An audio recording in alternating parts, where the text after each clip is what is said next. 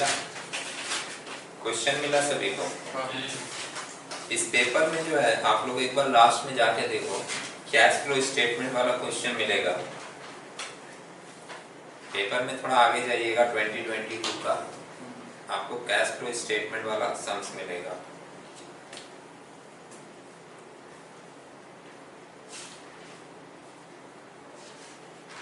मिला? देखें एक बार सम्स को पढ़ के स्टार्टिंग से। कैश फ्लो स्टेटमेंट वाले सम्स में जो लोग बहुत प्रैक्टिस नहीं किए एक बार सुन लीजिए। सारे आइटम को मैं एक बार फिर से रिपीट करूंगा। बहुत पहले अगर कोई सम्स किया हुआ रहता है तो एग्जाम के समय फिर जब आप प्रैक्टिस करने के लिए बैठते हो तो बहुत सारी बातें दिमाग से निकल जाती है, इसलिए पूरी बात सुनिएगा एक एक करके। सबसे पहले सम्स में दिखाई दे रहा है एक बैलेंस शीट है। Balance sheet of Pixel Limited as at 31 March 2021 and 31 March 2022। ठीक है, 2 साल का डेटा तो रहता ही है। और जैसे हम लोग कोई दूसरे चैप्टर का बैलेंस शीट पढ़ते हैं तो उसमें क्या बोलते हैं कि आइटम देख लो फिर एडजस्टमेंट देखते हैं। कैश फ्लो फंड फ्लो जब करोगे तो ऐसा नहीं कि सिर्फ देख लोगे आइटम क्या क्या है, उसके फिगर भी देखोगे और फिगर के बारे में भी सोचोगे, सोचना पड़ता है इसमें। ठीक है, जैसे फर्स्ट आप देख लो दिया equity and liability. Equity and liability में शेयर होल्डर फंड है, फिर शेयर कैपिटल है ना। शेयर कैपिटल में देख लो 21 का फिगर दिया 40 लाख और 21 का दिया है 50 लाख। तो जैसे फिगर देखते ही दिमाग में ये आ गया कि हमारा शेयर कैपिटल बढ़ा है, ये इंडिकेट करता है कि हमने ड्यूरिंग द ईयर नए शेयर इशू किए होंगे। ठीक है, रिजर्व एंड सरप्लस के देखिए ब्रैकेट में लिखा है balance in statement of profit and loss और फिगर दिया 15 लाख का पिछले साल और इस साल का 21 लाख है ना। ये ब्रैकेट में मेंशन कर दिया कि रिजर्व एंड सरप्लस में जो फिगर ली हुई है वो कहां से ली हुई है, प्रॉफिट एंड लॉस अकाउंट से। तो अगर पीएल का बैलेंस आपको अलग से नहीं दिखेगा, जहां नेट प्रॉफिट की जरूरत पड़ेगी, जहां प्रॉफिट एंड लॉस अकाउंट को लेकर आप कैलकुलेशन शुरू करते हो, तो आप किसका बैलेंस लेकर शुरू करोगे, रिजर्व एंड सरप्लस का।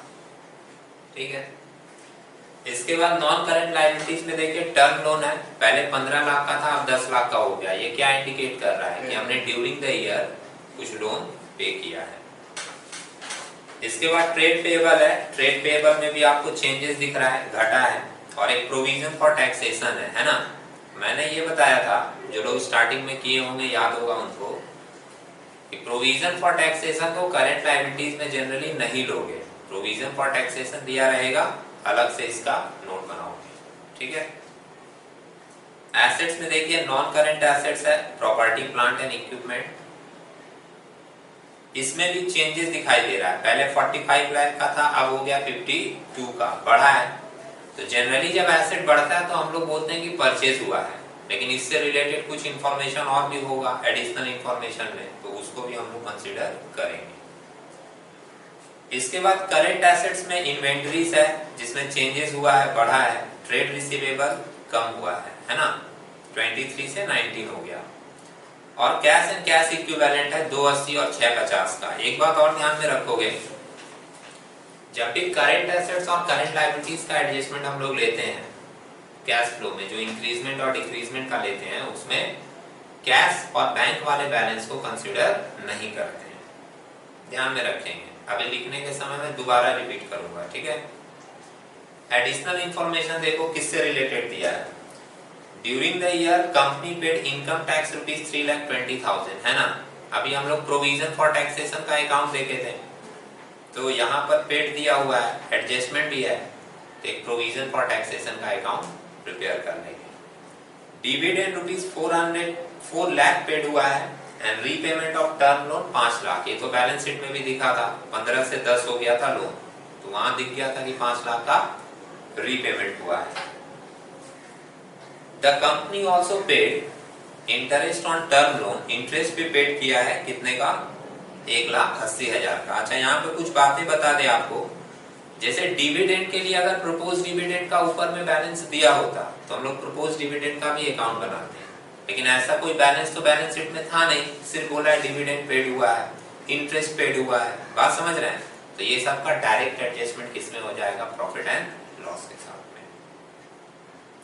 ये भी एक कंफ्यूजन रहता है ना कि किसका किसका अकाउंट बनाएंगे, कौन कौन सा नोट्स बनाएंगे, कौन कौन सा नहीं बनाएंगे। तो अगर आपको ऊपर भी फिगर मिल रहा है बैलेंस शीट में और नीचे भी एडजस्टमेंट है तो समझ लीजिए बना लें तो ज्यादा सही है।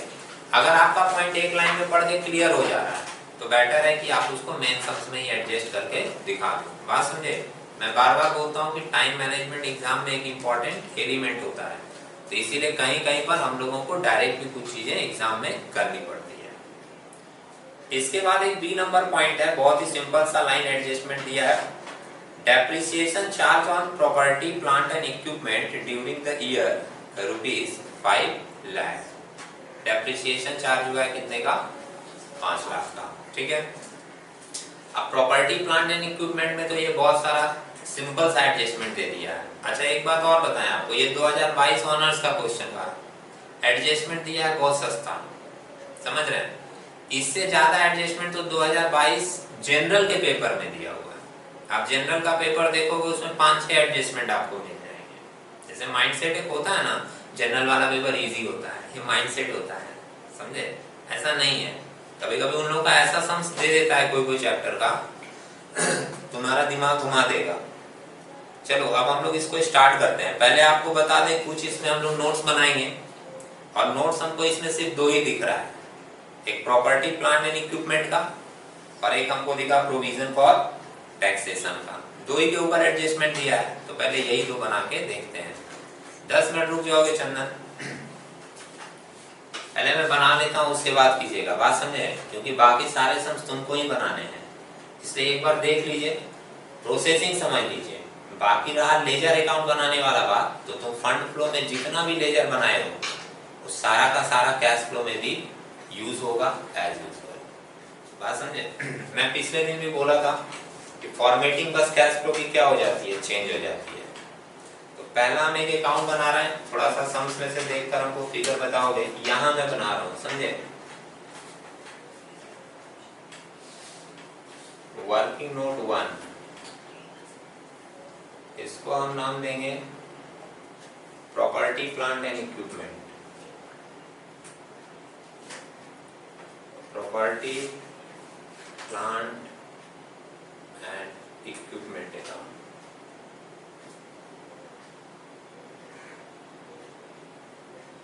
लास्ट डे भी मैंने बोला था बस डेबिट क्रेडिट लिखकर आप लोग कर लोगे, बहुत ज्यादा फॉर्मेटिंग की जरूरत इसमें नहीं रखिएगा। एग्जाम में वक्त मिले, क्वेश्चन बनेगा नहीं, समय खाली रहेगा, समझ रहे हैं? वक्त रहेगा और आपके पास में बहुत ज्यादा वक्त रहेगा, तो बैठ के फॉर्मेटिंग कीजिएगा।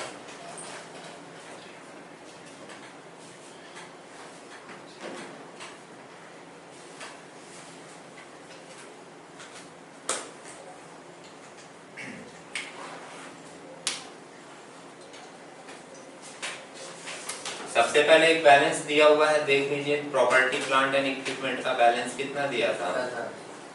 45 लाख दिया था लास्ट ईयर का, है ना?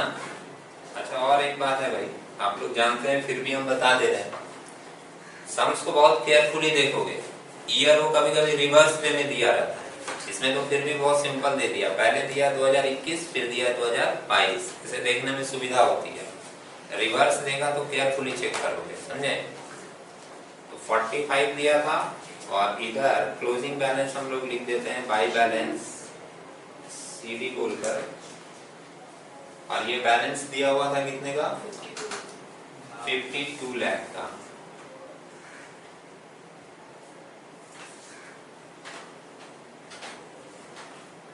एक ही एडजस्टमेंट दिया है, डेप्रिसिएशन, है ना?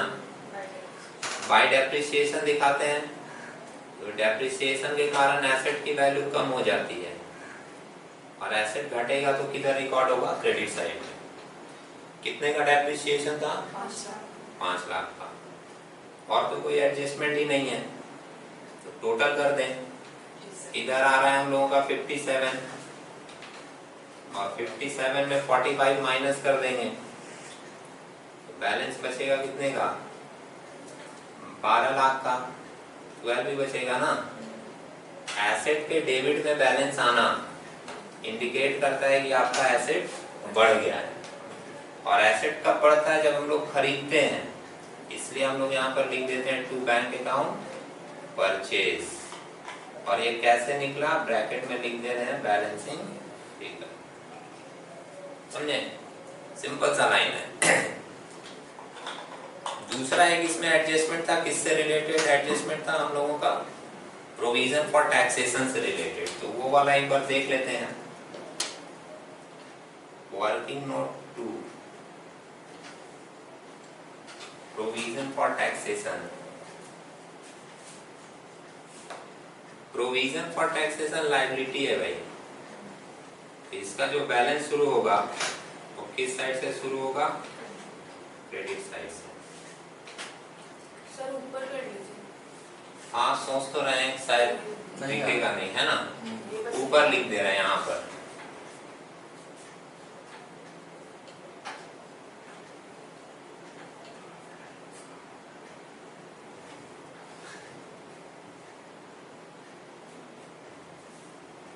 Provision for taxation. इसके बैलेंस आप देखोगे लायबिलिटी है, तो इसका बैलेंस शुरू होगा क्रेडिट से।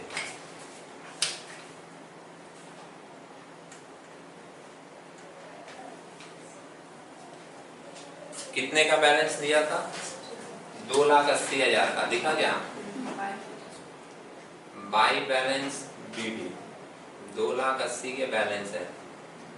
और इस साल का जो बैलेंस है वो टू बैलेंस सीडी करके दिखा दिए 350। सम्स के एडजस्टमेंट में लिखा था कि हमने ड्यूरिंग द ईयर कुछ टैक्स पेड किया है। कितने का टैक्स पे किया है? फर्स्ट एडजस्टमेंट में लिखा था 3,20,000 का। टैक्स जब पेमेंट होगा, एंट्री क्या बनती है? Provision for taxation account debit to bank. पैसा जा रहा है। जितने भी पोस्टिंग होते हैं ना, वो सारे के सारे वही जर्नल के बेस पर ही होते हैं। बात समझे? लेकिन सम्स करते करते स्टूडेंट्स के भी प्रैक्टिस हो जाते हैं, तो वो फटाफट लिख लेता है। और एक और बात मैंने बताया था, जैसे मान लीजिए आप शुरू से किए हो, आपको सारी बातें कॉन्सेप्चुअली बताई गई है, आप 2 महीना 3 महीना पहले पढ़े थे, अभी वापस एग्जाम में खोल कर देखोगे, कल एग्जाम देने जाना, आज आप देख रहे हो सम्स, आपके मन में आएगा ये यहाँ क्यों आया, ये यहाँ क्यों आया। इतना रिसर्च करने से अच्छा है कि दिख रहा है कि अगर पेमेंट हुआ है डेबिट में दिखाना है, मतलब डेबिट में दिखाना है। बात समझे? और अगर आपको रिसर्च करना है तो एग्जाम देके वापस आइएगा, फिर हम लोग बैठेंगे रिसर्च। समझे मेरी बात? जिस समय कॉन्सेप्चुअल बताया जाता है उस समय लोग अंगड़ाई ले लेके पढ़ते हैं, और एग्जाम के समय में फिर उसको खोदा खादी शुरू करते हैं कि ऐसा क्यों हो रहा है, वैसा क्यों हो रहा है। कितने का पेमेंट दिया था भाई? 3,20,000 का। तो यहाँ लिख दिया हम लोग 3,20,000 पेड। और आपको क्या बताया गया था? अब इसको टोटल करेंगे तो इधर आ रहा है मेरा 670, इधर भी आ रहा है 670। 280 माइनस कर देंगे, कितना बचेगा? 390।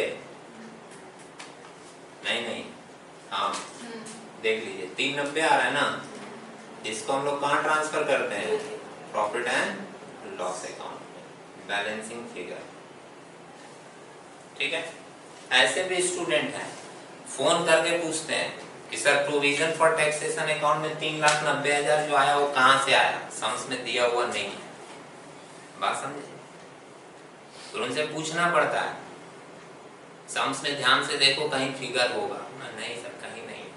हमने कोई एडजस्टमेंट लिखा होगा, बोला टैक्स पेड का एडजस्टमेंट है, ये 390 का तो नहीं है। हमने अगल बगल अकाउंट में और कुछ लिखा है तो बोल रहा है हाँ बैलेंसिंग फिगर लिखा है। समझ रहे?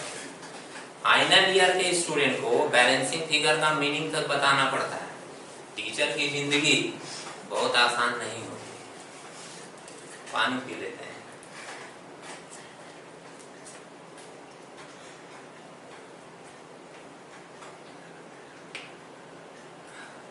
अब हम लोग, अच्छा एक और बात है इसमें बता दें, उसमें एक वैलिड डाउट है, जैसे कुछ लोगों का आता है उसमें डाउट, तो वो एक वैलिड डाउट है। क्या? जैसे हम लोग पीएल का एडजस्टमेंट करके एक पीएल अकाउंट बनाते थे, फंड फ्लो में भी बनाते थे, जिसको नाम देते थे adjusted profit and loss account. बात समझ रहे हो? वो adjusted profit and loss account बनाकर हम लोग निकालते हैं फंड फ्रॉम ऑपरेशन, निकालते हैं। तो वो फंड फ्रॉम ऑपरेशन अगर आप निकाल लेते हो एडजस्टेड पीएल बना के, तो उसको डायरेक्ट लेकर आप सम शुरू कर लोगे। वो फंड फ्रॉम ऑपरेशन को हम लोग क्या मानकर सम शुरू करते हैं? जो आप कैश फ्लो का पूरा फॉर्मेट देखोगे ना, तो फॉर्मेट में आपको एक लाइन दिखेगी, profit before changes in working capital. सुने, कैश फ्लो का जो फॉर्मेट देखोगे ना, पूरा फॉर्मेट याद किए होंगे जो लोग किए होंगे, वो देखेंगे कि कैश फ्लो के फॉर्मेट में कुछ एडजस्टमेंट के बाद एक आइटम आता है profit before adjustment of working capital. आप समझ लीजिएगा कि वो वाला फिगर हमको एडजस्टेड पीएल में मिल गया है। बात समझे? तो अगर एडजस्टेड पीएल अकाउंट बनाओगे और वो फिगर निकाल लोगे, तो डायरेक्ट वहां से स्टार्ट करोगे। वो कौन सा वाला फिगर रहेगा? Profit before working capital changes. ये फर्स्ट ऑप्शन है। दूसरा ऑप्शन क्या है कि आप एडजस्टेड पीएल ना बनाओ, आप डायरेक्ट जो पीएल इसमें दिया हुआ है, जो कि हम लोग सम्स पढ़ते समय देखे थे, रिजर्व एंड सरप्लस में दिया हुआ था, उसको डायरेक्ट लेकर शुरू कीजिए। लेकिन जब उसको डायरेक्ट लेकर शुरू करेंगे तो एडजस्टेड पीएल अकाउंट बनाकर जो एडजस्टमेंट आप करते थे, वो सारा एडजस्टमेंट आपको उसमें पहले दिखाना पड़ेगा। बात समझ में आई? एडजस्टेड पीएल हमने कई बार बनाया है, आपको इसमें हम वो डायरेक्ट वाला लिख कर दिखाते हैं। जैसे आप देखो, वापस से देखना एक बार बैलेंस शीट में, रिजर्व एंड सरप्लस में प्रॉफिट एंड लॉस का बैलेंस कितना दिया था? 15 लाख और 21 लाख दिखा। स्टार्ट करते हैं एक बार सम। फर्स्ट लाइन जो है, इसको लिखोगे तो लिख लेना, क्योंकि जरूरत पड़ेगा तो फिर इधर वाला एरिया मिटा देंगे। हम लोग जो स्टार्ट करते हैं वो कैसे करते हैं? कैश फ्लो फ्रॉम,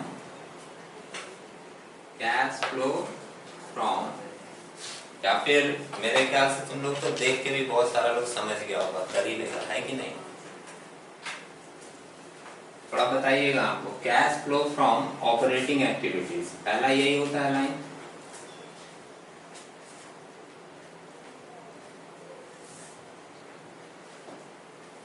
ठीक है,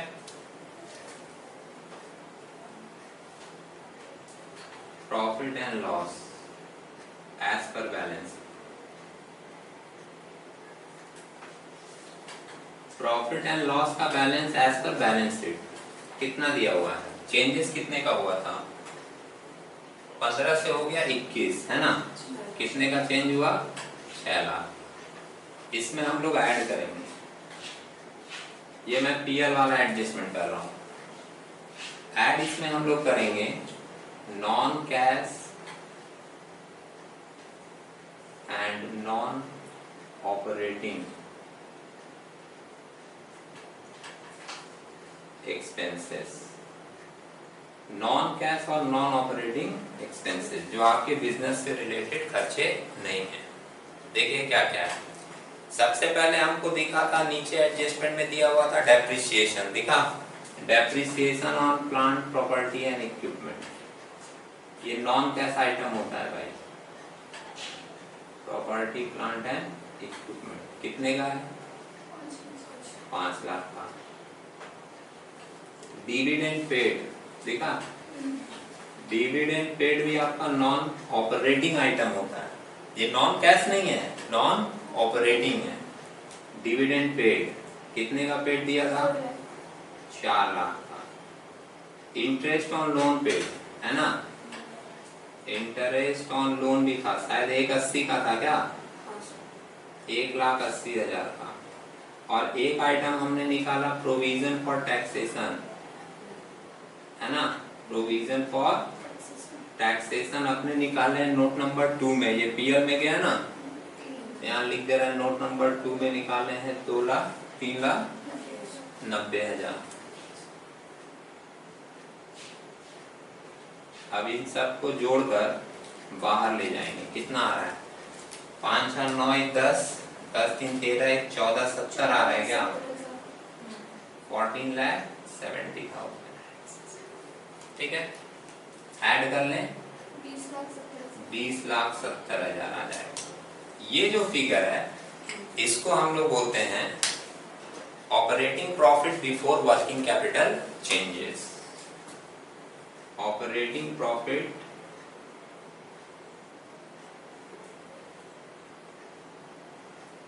बिफोर वर्किंग कैपिटल चेंजेस।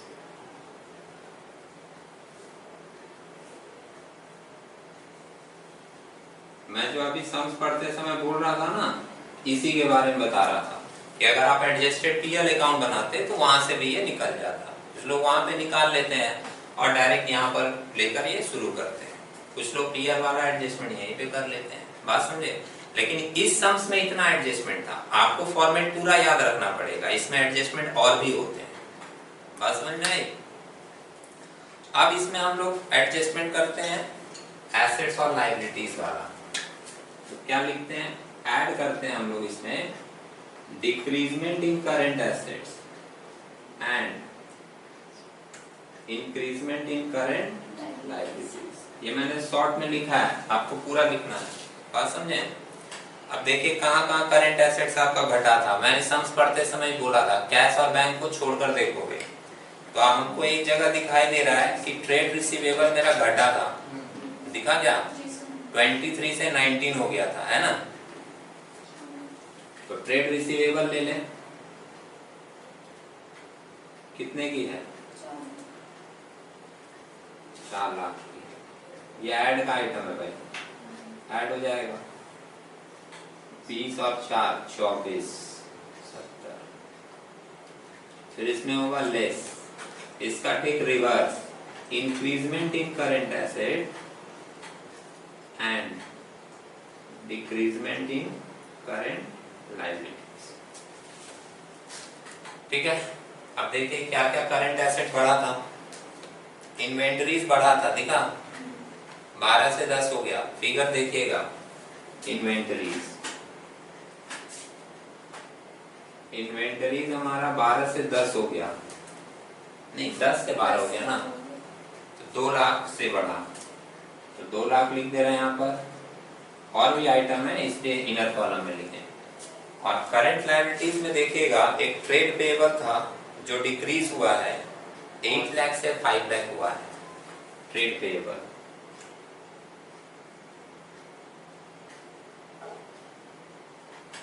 आठ से 5 हो गया, मतलब कितने से घटा? 3 लाख से। 3 और तो 5, ठीक, माइनस आइटम है, लेस कर दीजिए, कितना आ गया? 19,70,000। प्लस माइनस आप लोग देखते रहिएगा, सही हो रहा है ना? इसमें हम लोग और क्या करते हैं? लेस करते हैं पेमेंट ऑफ टैक्स। ये तो सम्स में ही दे दिया था एडजस्टमेंट में। कितने का टैक्स पेड दिया था? 320 ना, 3,20,000। फाइनली कितना आया? 16,50,000। ये 16,50,000 को हम लोग नाम देंगे cash flow from operating activities.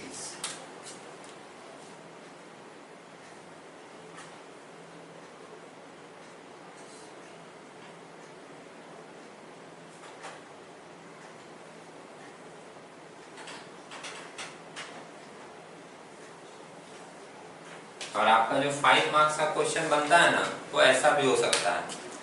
एक 5 मार्क्स का क्वेश्चन दे दिया, उसमें सिर्फ बोला find out cash flow from operating activities. ठीक है, इसमें तो कंप्लीट करना है, 15 नंबर का सम्स है।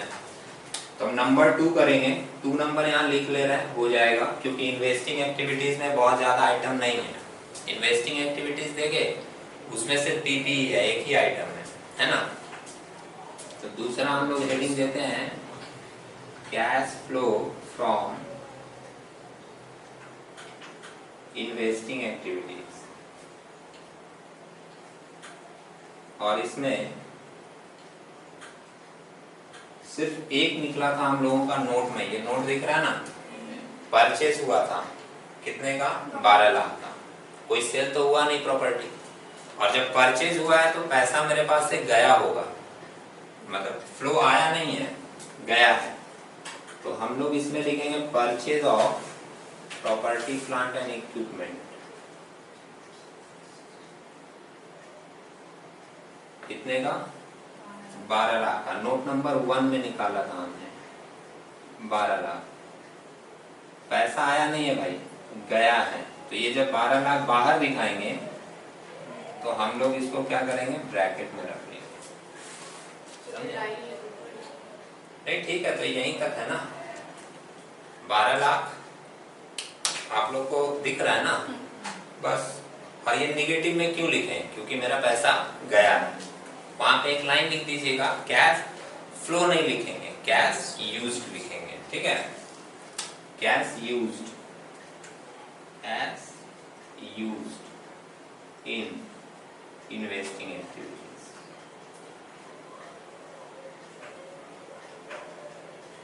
Cash used in investing activities 12 lakh negative में। अब तीसरा एक हम लोग कर लें। तीसरा यहाँ लिख रहे हैं भाई, फॉर्मेट यही फॉलो हो रहा है, ठीक है। पार्टिकुलर्स और 3 अमाउंट का कॉलम है। तीसरा पॉइंट यहाँ पर लिख रहे हैं हम, इसके आगे तीसरे पॉइंट में हम लोग लेते हैं cash flow from financing activities, है ना। Cash flow from financing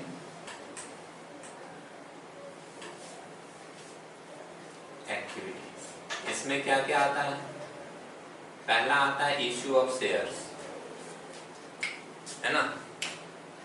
first आता है इश्यू ऑफ शेयर। सम्स पढ़े थे, पहला लाइन ही लिखा हुआ था कि शेयर हमारा 40 लाख से 50 लाख हो गया।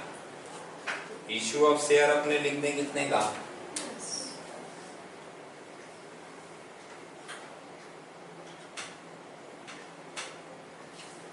सेकेंड कॉलम में लिख रहे हैं कि यहाँ पे कॉलम है, सेकेंड वाले में लिखेंगे हम 10 लाख। इसमें लेस होगा फाइनेंसिंग में जो जो पेमेंट हुआ है। तो सम्स पढ़ने समय जो हमको मिला था वो एक था लोन का रीपेमेंट, याद आया? बोलो, लोन का रीपेमेंट कितने का था? 5 लाख का। इंटरेस्ट ऑन लोन रीपेमेंट हुआ था,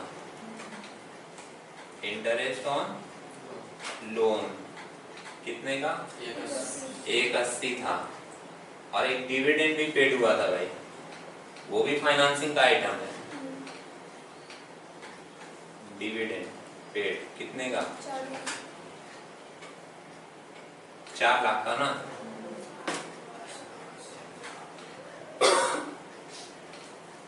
पांच 4 9 1 10 10 80 आ रहा है। इसका भी 80,000 निगेटिव में आ गया, है ना। 80,000 हम लोग लिखेंगे ब्रैकेट में, और इसके सामने क्या लिखेंगे? Cash used in financing activities. Cash used in financing activities.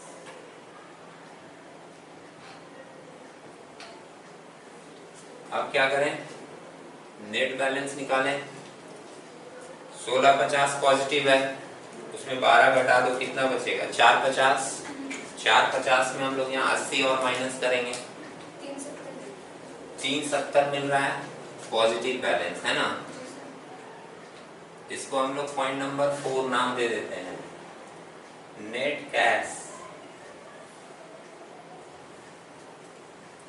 And cash equivalent during the year.